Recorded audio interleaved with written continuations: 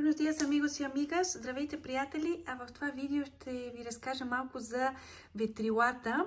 Ветрило на испански се казва абанико. Абанико и Испания и в частност Валенсия е един от най-големите производители на ръчно направени ветрила.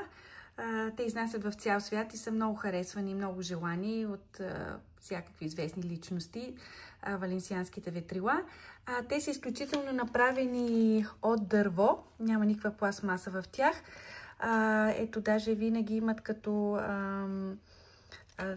дървото е в различни фигурки изработено, всяко едно като дърворезба, всяко едно е различно. Винаги се рисуват ръчно, с четка, едно по едно.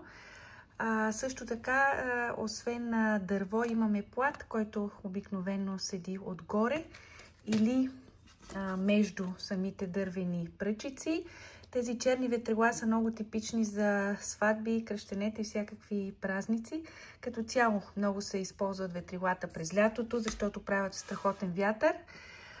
Също така е интересно да се знае, че в миналото ветрилата са се използвали, имало е, така да се каже, език на ветрилата и дамите, като позиционират ветрилото в различна позиция пред себе си.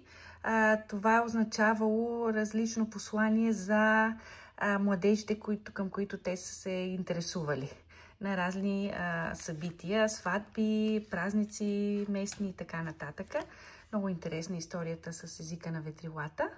Препоръчвам ви, ако идвате към Испания, непременно да поискате и ако си купувате ветрила, да поискате ветрило, което е направено в Валенсия. Абанико hecho en Valencia. Ветрило направено в Валенсия, защото има и много китайски ветрила, които нямат нищо общо. Ето виждате тази красота и така. Надявам се да ви е било интересно. Gracias, hasta luego!